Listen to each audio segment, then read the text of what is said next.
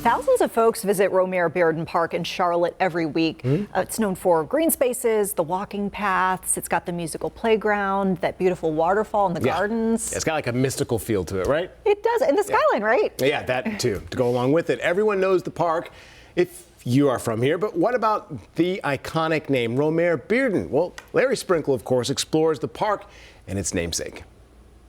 Right in the middle of uptown Charlotte, in the shadows of office towers and condos, is a very popular place for walking, for jogging, picnicking, or just relaxing.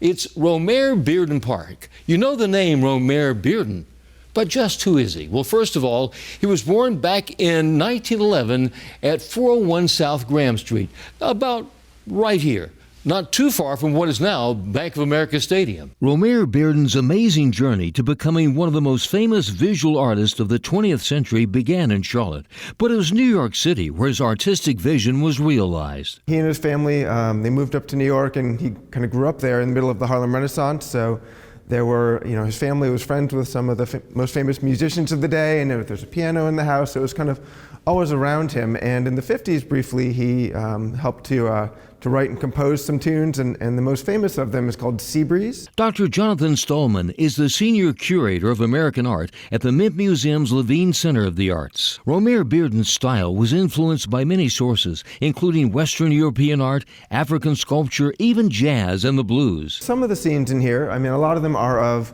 musicians playing in clubs, and he would go to clubs in New York and clubs in New Orleans, and Charlotte certainly had some too.